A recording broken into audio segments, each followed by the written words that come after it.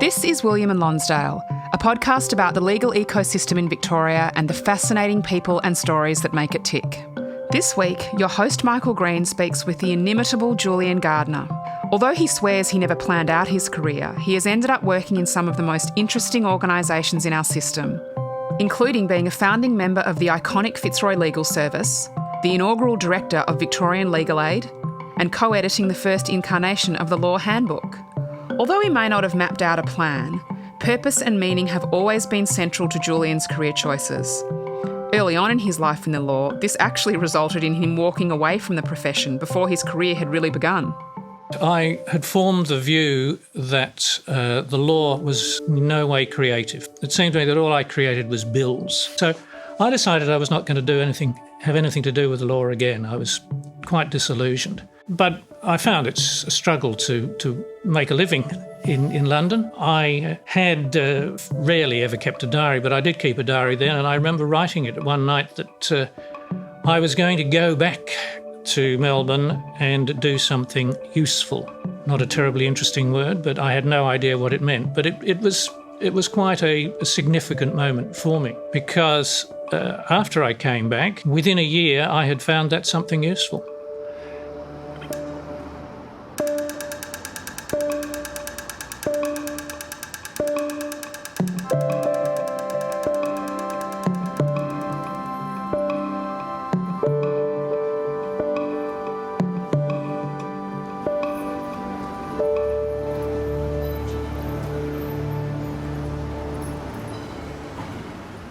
Good morning, Julian, and welcome to Lives in the Law. Julian, someone once said, "Give me the boy and I'll give you the man." You've got an interesting childhood in a Quaker family. Yes, that's right. Post-World War II England, the youngest of three children.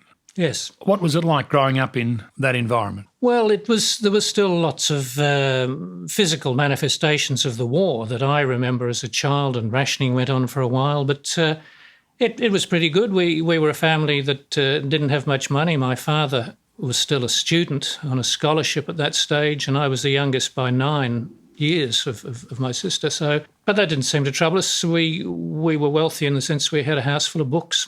And where did those books come from? Oh, look, I don't remember them in detail other than the fact that they were there and, I was an avid reader. Your father sounds an interesting man. He'd been a conscientious objector during World War II, which I assume came out of his Quakerism. Yes, I think that's right. It was consistent with it.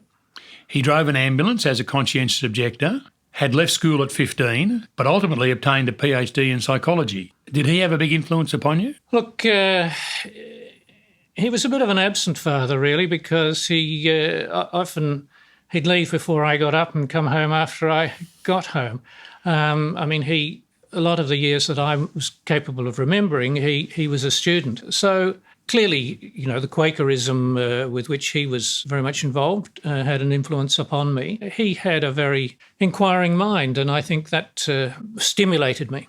And your mother must have been a remarkable person because she was left to bring up you three children when you arrived here in Australia. Your father left the family. That's right. She's a migrant, a mum in a foreign country. Yes. And she's got three children to look after. Mm-hmm. She must have been a remarkable woman, and she must have had a big influence on you.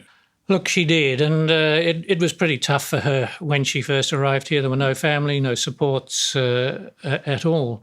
My sister was at that stage at university, so it wasn't as though we were three little children. But financially, things were tough. She ultimately got a morning job with the local GP, which she did for about 50 years until he retired, and she was effectively made redundant at the age of 99. Yes. 99? Yeah. That is amazing. I was. She was... towards the end, she didn't go to work every day, but he'd bring the accounts and things to her. So at the age of 99, your mother still had every mental faculty in perfect working order. Yes, she would tell you the same story more than once, but yes. Don't we all? So you, as a 12-year-old, arrive in Melbourne. Yes. You finish up at University High School. Correct. You'd been at a private school in the UK, Abington Grammar. What was your experience like at an English private school compared to a state high school here in Australia? Chalk and cheese. The English school was 400 years old. It was steeped in tradition. The prefects could cane. We played rugby twice a week. And I walked mainly in fear. To go to University High School was the first time I think I'd felt really comfortable at school. I didn't walk in fear, and it was then a highly academic school, but also a highly sporting school, and there were a lot of very multicultural, a lot of Eastern European children there, who amongst them, some very, very bright kids. So it was stimulating.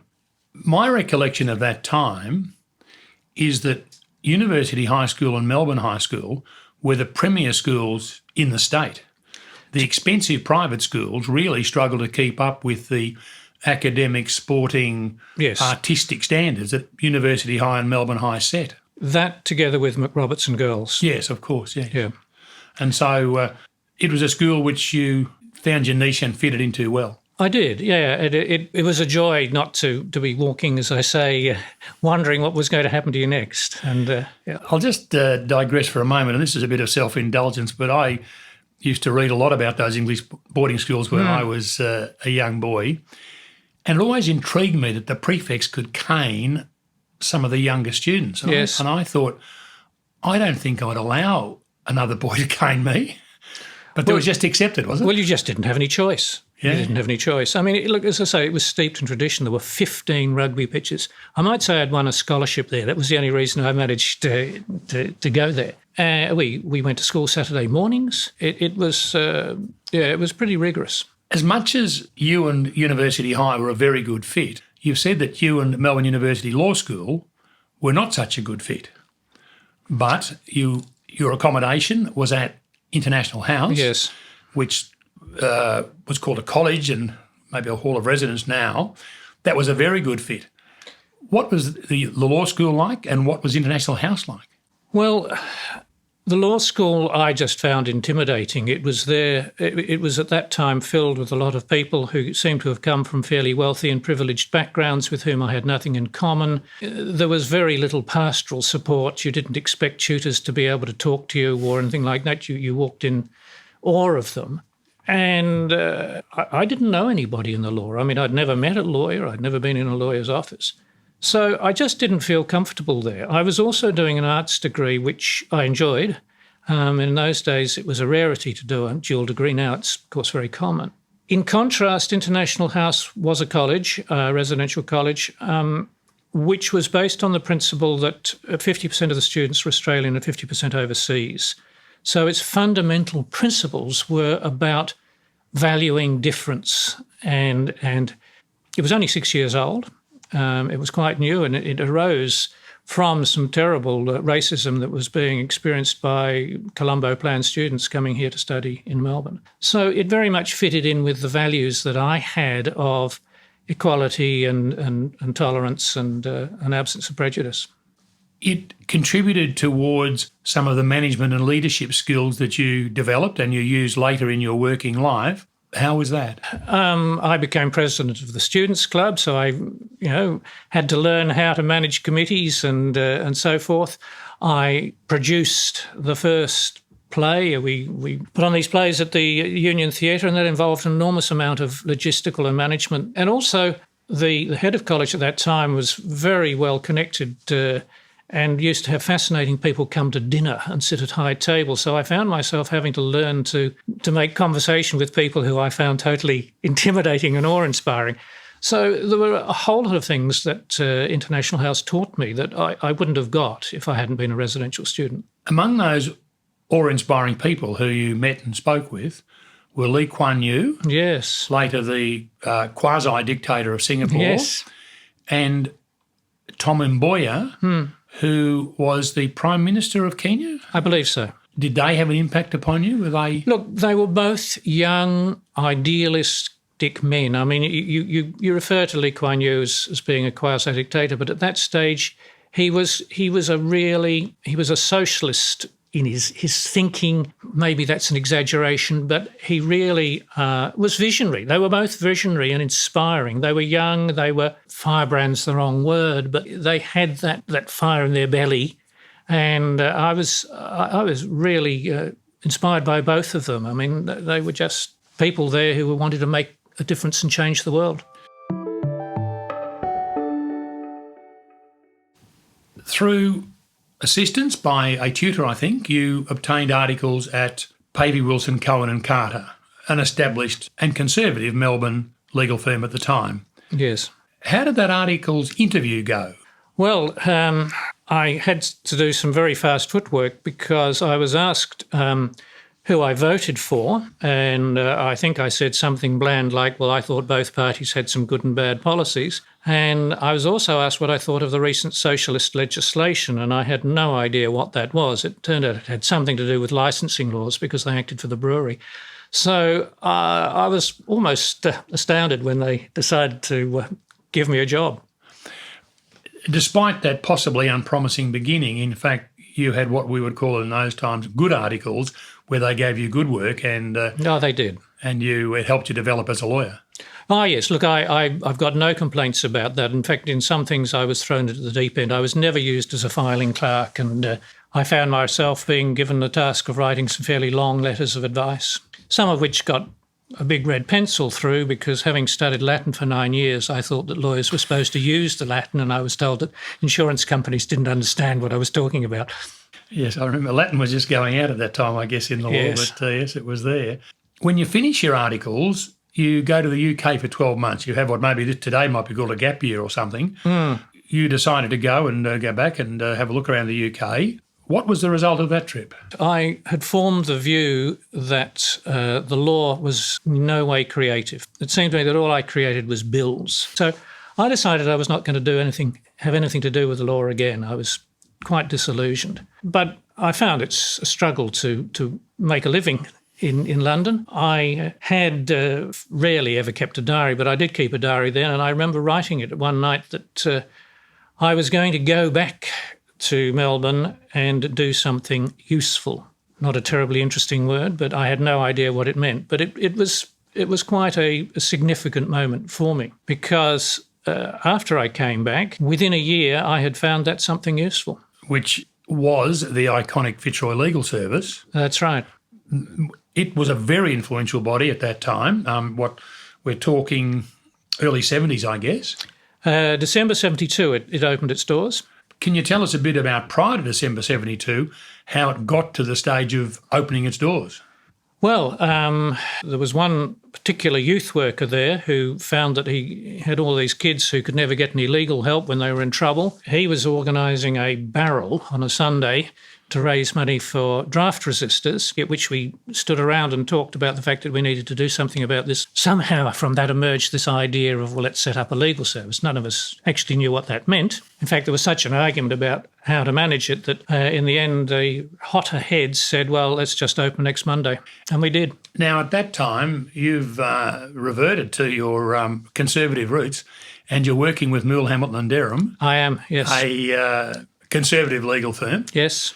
But at the same time, you're involved in the establishment of the Fitzroy Legal Service.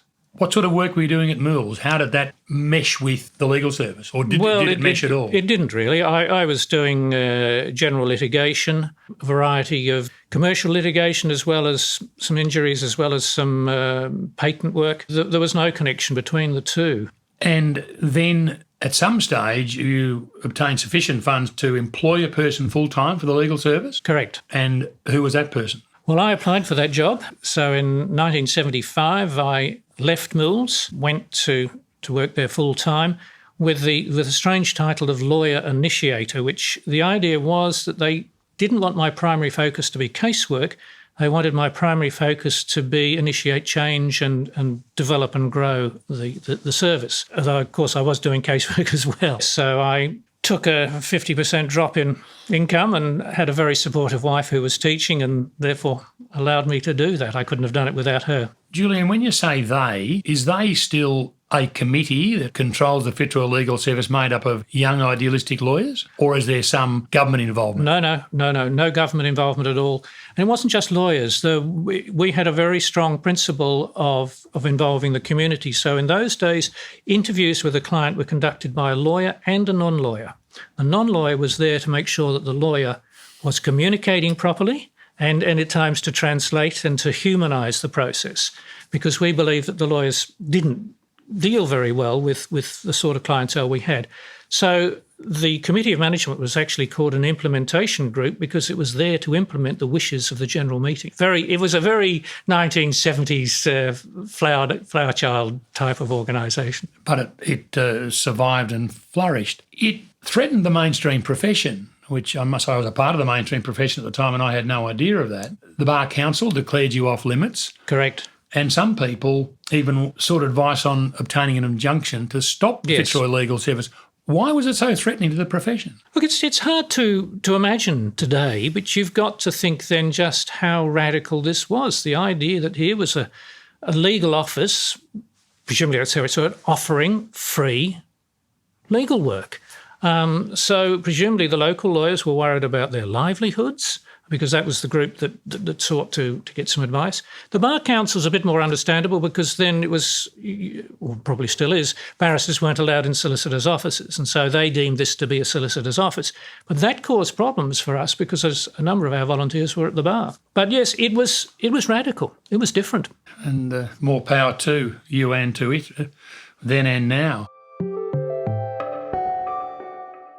Out of the Fitzroy Legal Service came a very useful, powerful tool, the Legal Resources Handbook, now called the Law Handbook. How did that come into existence? I mean, that if I'm got it right, you can now buy it round the corner at the Law Institute bookshop. Yep. And a new edition comes out regularly. Every year. What was the genesis? How did it come about? Well, it came about because we had lawyers who were, say, expert in family law or crime who would volunteer in the evenings but didn't know anything about tenancy. And so what we did was to start to write some simple sheets about, the basics of crime or the basics of, to help our volunteers. And it grew like topsy. It's hard to determine at what point the decision was made for it to be put into a book. But we did, that was its genesis, and the decision was to try and write something which was just about Victorian law.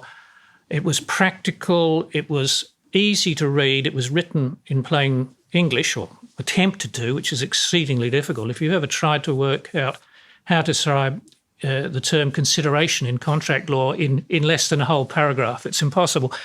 And so it just grew like topsy. And exists to this day. And I, among the many tens of thousands, I should thank you, because when I was in practice, I had it when I was working outside my own comfort zone. Yes. I would use it as a roadmap to direct me in the right direction. Yes, yeah. And even in the second half of my career as a barrister's clerk, I still bought a copy and had it behind me just in case. How did it get to be so widespread and become the bestseller that it now is? Well, we took it to a number of publishers who said, you'd have to sell 4,000. It's only Victorian. Nobody's interested in this sort of thing. The public don't interested. So I produced what I would laughingly now call a business plan. It wasn't certainly that if we paid the printer to publish and sold 100 copies a week for the rest of the year, we could continue to pay the wages, having used all of the wages money to pay the printer. So that's what we did. I got a gig on the 7:30 program on the ABC with Peter Couchman. He thought it was better than sliced bread. The 4,000 copies we sold in 8 days. It was just extraordinary. We printed another 4,000 and I think they slowly took about 3 weeks or 4 weeks to sell. And then we printed another 10,000. So it hit an untapped market. It was radical. It was new. It was different. And as you say, suburban solicitors, social workers clamoured for it.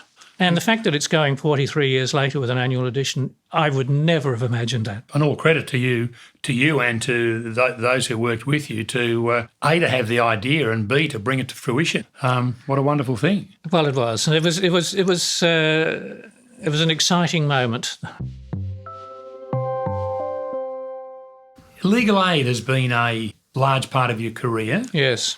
you're involved with the drafting of the new legal aid legislation. Well, to say I was involved with the drafting, the Law Institute and Bar set up a committee with 5 people from each and came up with something pretty conservative. I attacked it. They decided to have another look at it, and I was put on as one of those 5 Law Institute nominees on that committee. So, yes, that committee did come up with essentially what the then Liberal government enacted. You are the inaugural director of Victorian Legal Aid Commission. It's now called, Victorian Legal Aid? Yes. Just to go back a little bit, I can't recall, what was there by way of legal aid before the Legal Aid Commission existed? There were 3 bodies. There was Legal Aid Committee, which was run by the Bar and Law Institute. There was the Public Solicitor's Office, which was part of the State Law Department, and there was the Australian Legal Aid Office, which had been set up by Lionel Murphy for the Commonwealth. These 3 bodies didn't really talk to each other. To know to which of the 3 you had to go to get help, you have to answer some simple questions. Am I a Commonwealth or state person? Is my law a Commonwealth? Is the law I'm involved with Commonwealth and state? And if it's crime, is it indictable or summary? If you could answer those questions, you knew which of the 3 offices to go to. So my job was to amalgamate them, and they didn't actually talk to each other. Can you take us back then and tell us a little bit about how you did that job of bringing the 3 of them together and getting them to be the coherent body, which I think it still is, Victoria Legal Aid, or what was then called the Victorian Legal Aid Commission? Look, it was difficult in its early days. There were the 3 different cultures, and my job was to try and create a new culture. And I don't think you can create cultures in a short time. It takes a long time. And I would say that when I left there 8, 9 years later, there were still some vestiges of the old thinking in a small number of people. So it wasn't easy to amalgamate. It appears to me in our community at the moment that access to justice is a major problem because of the cost. Mm. I think when you started in the law, when I started in the law, ordinary citizens of our community could have some access to justice, at least to the level of the magistrates' court, possibly civil matters in the magistrates' court. But today the costs are so high that I don't think, unless you are very wealthy or you are a wealthy corporation, it's difficult to get access to our court system anyway. Yeah, I don't think it was easier then. It was easier if you could find somebody, but how did you find somebody? And look, the only legal advice office open before Fitzroy was the Law Institute's one, which was on the 17th floor of a building in Collins Street, where you could get free legal advice. Hardly accessible. I mean, one of the enduring memories I have was one week where a migrant woman with 3 children left by her husband was convicted for shoplifting for a chocolate bar and a pair of panties, and was fined what was then the equivalent of 3 weeks' pension. She was unrepresented and no interpreter. In a different magistrates' court, the son of a well-known Melbourne family was charged with having urinated from a tram stop in Burke Street through the open door of a driver's window. Represented by a QC, he got a good behaviour bond and no conviction. And the contrast between those 2 cases, which happened in the same week, I think illustrates part of my motivation, but it also illustrates for people like them. Whereas today, that woman would have a duty lawyer. Yeah. She might not get legal assistance, but she would have a duty lawyer, and she certainly wouldn't suffer the fate that she suffered then. That's encouraging. Did you find it satisfying work setting up the Legal Aid Commission? Oh, enormously so. I mean, it was creating a new thing. And also we went through a period, one of our major sources of income was the excess on the Solicitor's Guarantee Fund. And at some stage during my time there, interest rates went to 17% and we had more money pouring in. The problem was you didn't know whether it would last for more than 12 months, so you couldn't put people on permanently. But we did a lot of very creative things. It was a period of growth and excitement. You finished up as the Director of Legal Aid in 1989. You'd had 10 years there. Well, 9. 9. The roles that you've played since then are numerous. Member of the Refugee Review Tribunal, Chair of the State Mental Health Review Board, Victorian Public Advocate, Member and Vice Chair of the Australian Press Council, Chair of Mind Australia, involved with the Voluntary Assisted Dying Task Force, and a member of the Ministerial Advisory Panel for Voluntary Assisted Dying. That's not a smooth career path. It's not as if you took a partnership at Mools and worked your way through to being a senior partner and retired. Was it stressful moving from job to job or taking these positions, maybe not having positions, maybe having periods where you didn't have a role? Or did it all run pretty smoothly? No, it didn't. And look, I never had a career plan. So, yes, we did struggle financially then. When I was at the Fitzroy Legal Service, after a year, the money ran out, and I got a phone call from Mools saying, "You've had your year off, come back and we'll make you a partner." And I remember a most extraordinary telephone conversation where I said, "I'm having too much fun, but thank you." I was, at that time, the legal profession was quite linear in its progression. You know, you rose to the level of partnership, and then for the next 30 years, you came in through the same front door. I couldn't quite picture doing that, so I didn't mind the movement around. When I left Legal Aid, I was seconded to set up a brand new tribunal to deal with all the workers' compensation matters in Victoria, which, having set it up, I then decided I better stay and try and make it work. When Jeff Kennett was elected, legislation was passed repealing the whole workers' compensation legislation. So I found myself suddenly out of work in my late 40s. And I travelled in Southeast Asia. I looked for some work in human rights in Cambodia, which at that stage was just recovering from Pol Pot. And I had 7 months off there, and I'm eternally grateful to Jeff Kennett, because otherwise I would never have taken long service leave, and it was a wonderful break in my life. Other than that time, really, I moved from time to time. I found each change invigorating. It really did stimulate me in terms of what I had to do. Well, speaking of those changes, we hear about the public advocate. I have got a general idea of what the role is. An office up in Carlton is my view of it, my mental view of it. What does the role entail, public advocate, and what's its important to our community? Well, its role is very diverse, which is one of its attractions. I guess its primary role is to act as the guardian of last resort for people who lack capacity to make decisions for themselves, and decisions need to be made about where they live or their health care and who looks after them, etc. That's a jurisdiction that the Supreme Court has had for centuries through the Parens Patriae jurisdiction, and which still holds concurrently with the public advocate. So at one level, you're exercising an extremely important judicial or quasi-judicial role, but also it has a role of advocating for people with disabilities. It focuses on cognitive disabilities, not so much the physical. So we're talking about intellectual disability, acquired brain injury, mental illness, and dementia. So it's a wonderful role because you have a chance to try and change the way laws, practices, policies of government are conducted. And you do so because you have to be appointed for 7 years, and you can only be sacked by a vote of both houses of Parliament. So it means that when you say you want to talk to the Secretary of a department or you want to see a minister, you've got a very good chance of getting in. And yet, of course, you've got to play that role very subtly. It's not a matter of saying, stomping on the front pages of the papers. A lot of the work you do is invisible behind the scenes, but you can actually achieve a lot of change through your advocacy. Just so that it's clear, I say the public advocate as though it's one person, and it is one person, but there is a significant office, an administration behind you, isn't it? Yes. So VCAT makes the decision to appoint the public advocate as guardian, and the public advocate then delegates those to members of staff who actually do the legwork. Yeah. And I would only get involved in individual cases which were either particularly significant or particularly contentious, such as some critical end-of-life decision-making, which I had to do from time to time. And that was a really challenging part of the role, deciding that now was the time that somebody should come to the end of their life. We should withdraw medical treatment and allow them to die. Difficult decisions, but ones that I found really challenging. How do you go about making those decisions?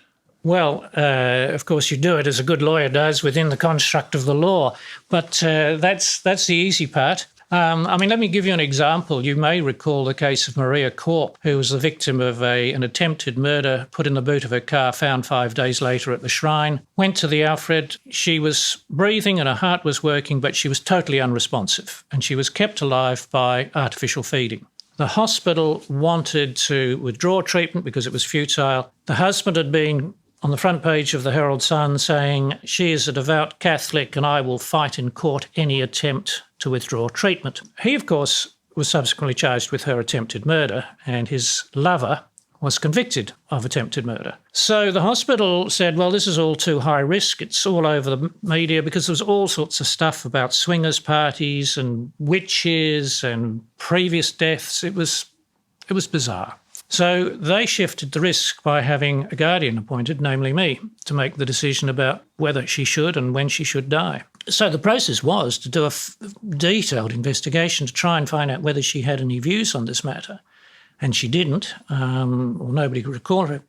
So therefore, I sought to make a decision based upon what her values, what were the critical beliefs that made her life meaningful and worthwhile for her, which was her Catholicism. And so I then had to find out what the Pope had to say about this circumstance, do all sorts of research. It's not clear what the policies were, but I, in the end, came to the decision, having done all sorts of work of getting second opinions and quizzing the doctors and so forth, ultimately to make the decision that treatment should be withdrawn. And I sat down with her, even though she didn't know I was in the room and couldn't hear or see me, and talked to her about it. And I have to say I threw everybody else out of the room because it was a very emotional and difficult conversation to have with her. I had at that stage got a guard put on her room because people were pretending to be family members and taking photographs of her and selling them to the papers. It was just fraught with problems. So you could only go and visit her if you got a letter of authority from me. And when the decision was announced, the front page of the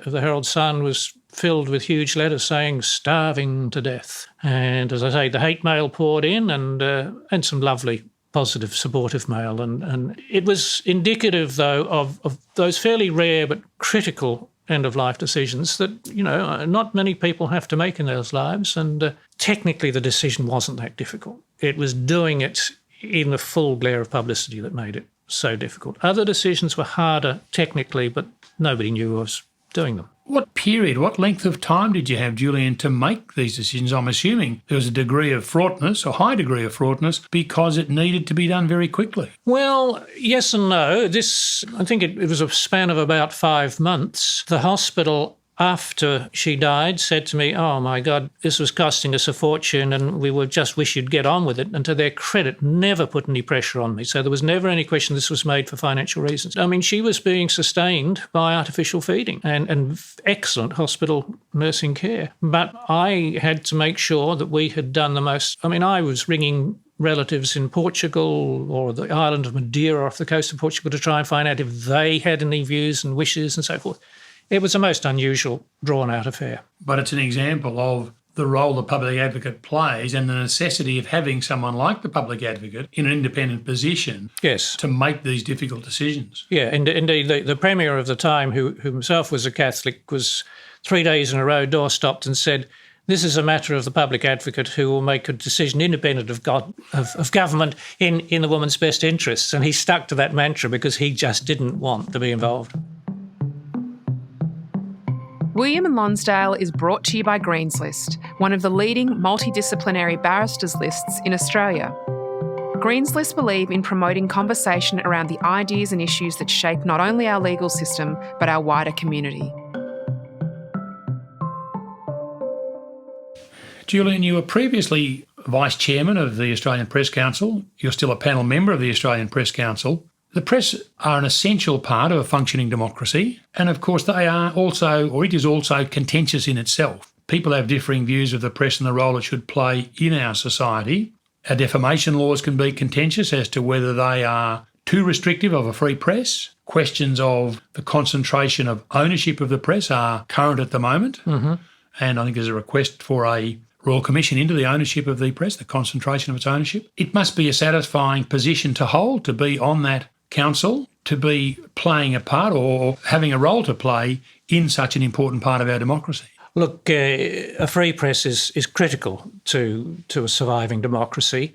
The Press Council's primary role is to set standards which the print media, newspapers, magazines must comply with, and to receive and resolve, and if necessary, arbitrate on complaints. But going back to the first point, yes, look, I agree with you that those threats to the freedom of press exist, in addition to which a number of the major print organisations are losing revenue, which means that the extent to which you can exercise the role of being an investigative journalist, which is an expensive operation, is limited. But the fact that they've had to get rid of a whole lot of sub-editors means that you have a lot of more problems of quality in terms of accuracy and so forth than you used to have. So, yeah, I think there is a need to continue to be very vigilant and fight for freedom of the press, because without it, democracy is doomed. In terms of the role of the Press Council, I mean, in some ways, the most enjoyable bit for me is the arbitrations,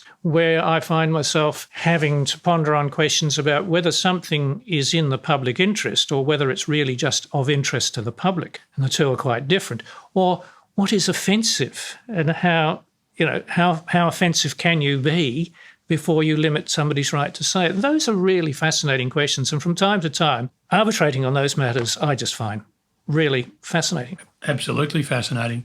Does the Press Council have any role to play? I mean, media is now so different and so diverse from what we understood it to be. Where does the Press Council have jurisdiction? Well, over anybody who signs up to be a member. So all of the major publications, except The Guardian Australia, are members, and except in Western Australia where they've set up their own process. So News Corp and Nine are the major funders.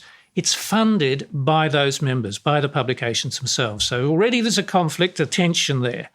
But nobody's really come up with a satisfactory answer of how else it could be funded, because once you allow the government to fund, there is a risk that government starts to have an influence in saying what can and can't be published. So I think there are some brave moves that we could take for government to fund public interest advocacy by giving certain sums of money at arm's length to some publications to allow them to do that. It's difficult. The Press Council struggles because as the revenue's falling to the print media, so they're less willing to fund it. Interesting indeed, but you would think it continues to have an important role to play, and I guess that role will develop and the funding will change too. So, yeah. It's not an easy problem to solve. Watch this space. Julian, on this topic of freedom of the press, there seems to be a tension between that freedom to say whatever you like and something which is too offensive and goes beyond the pale. How do we draw, as a community or a society, how do we draw that line of enabling people to be offensive up to a certain point, but then saying beyond that point, you're too offensive, you have offended yourself? Michael, it's a really tricky one. Look, there are many restrictions on freedom of speech. The classic legal one is you can't shout fire in a theatre, and because that's putting people's safety and lives at risk. So there are clear limits you should set there. I think once we get to the point of saying you cannot be offensive, I think we've crossed the line. So the question is, how offensive can you be? And that, I think, is exceedingly difficult to determine. But you see, you can offend. We don't find it difficult to say that making comments about the Holocaust, questioning its reality, are offensive to members of the Jewish community. But where is it that we allow people to have genuine historical academic debate, and where do we draw the line? So, yes, there is a limit to offensiveness, but it's one that I think we need to draw very cautiously. And would I be right in thinking that the line moves depending on society at any given time? Oh, it certainly does. And look, cartoons going back to the start of the last century were often terribly offensive when you look at them now.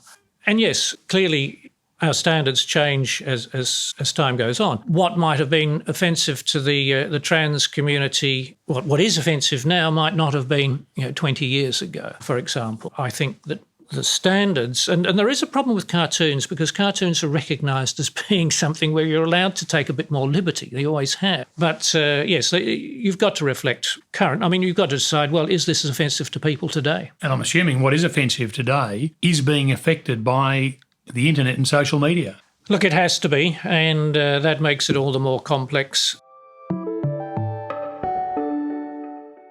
One of the very interesting things you've been involved in over the past 4 or 5 years, Julian, is the drafting and implementation of the voluntary assisted dying legislation here in Victoria. You've called it the most challenging and exciting thing you've done in your career from a moral, ethical, legal and emotional viewpoint. Could you briefly explain the legislation to us?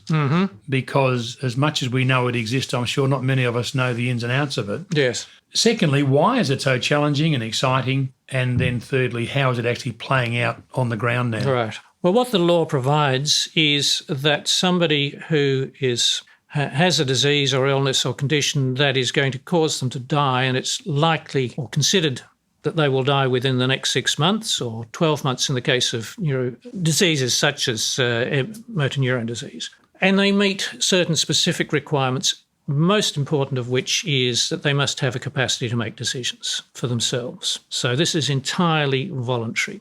If they can meet the criteria and they're assessed by 2 doctors with certain qualifications and certain training, they can then get access to medication which they can administer to themselves at a time of their choosing. Or in a smaller number of cases where they're physically unable to actually raise a glass of liquid to their lips or to swallow, the medication can be administered by a medical practitioner. The law in Victoria was described by the Premier as being the most conservative in the world, and I think that's probably right. It has so many safeguards and protections that it is overly bureaucratic. But that was necessary in order to satisfy this balancing act.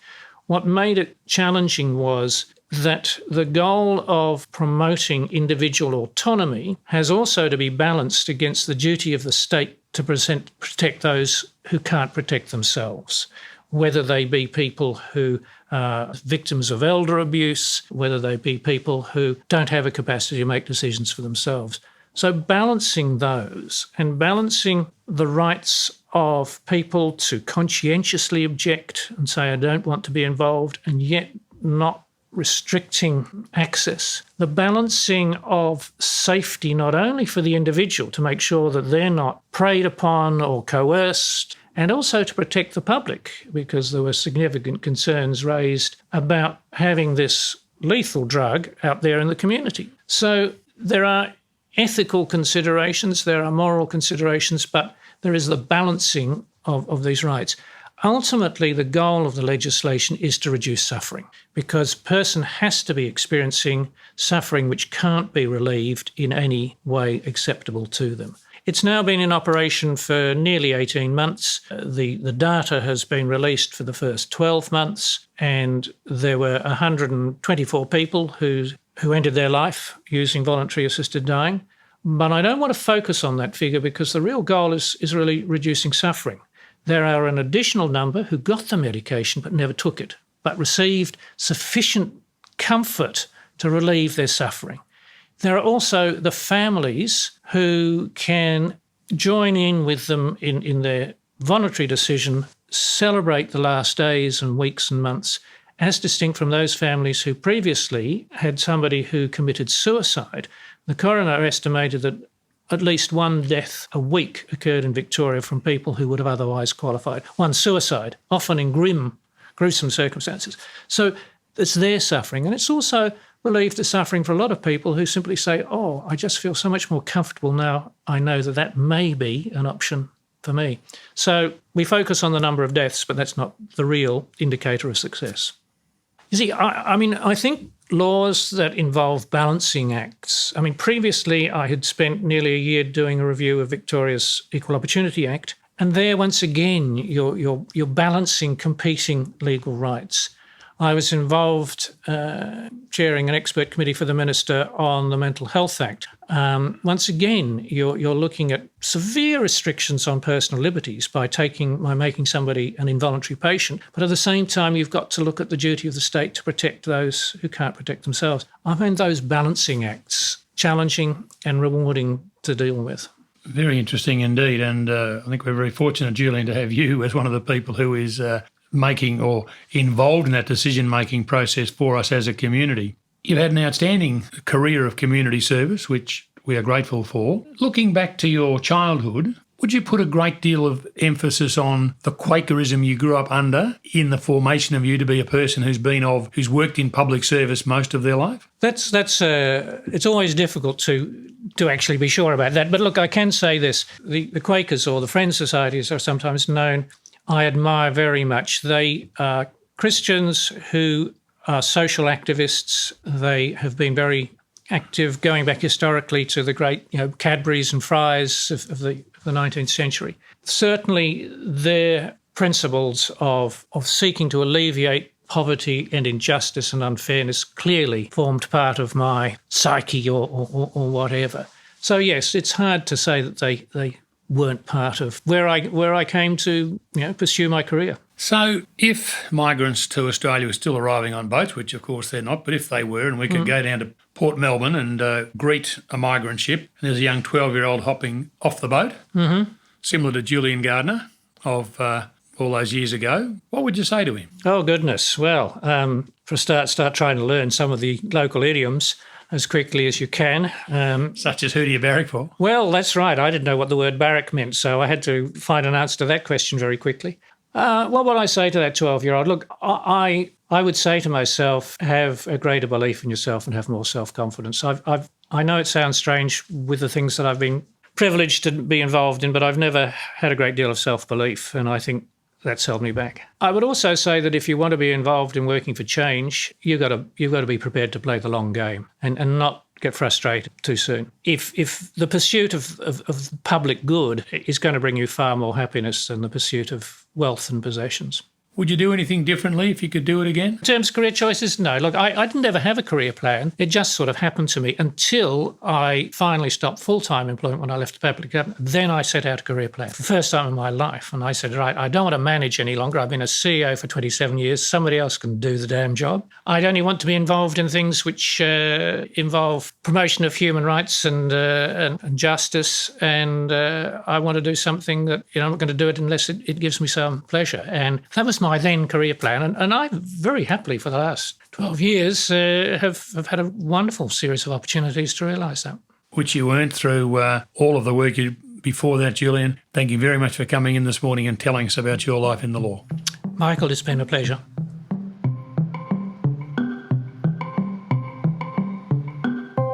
Show notes from today's episode can be found at greenslist.com.au/podcast. There you'll find links to things talked about in this episode, a transcript of the show, and some wonderful photos of our guests. If you're enjoying Lives in the Law, please tell your networks and subscribe, rate and review the show. It really helps others find out about us.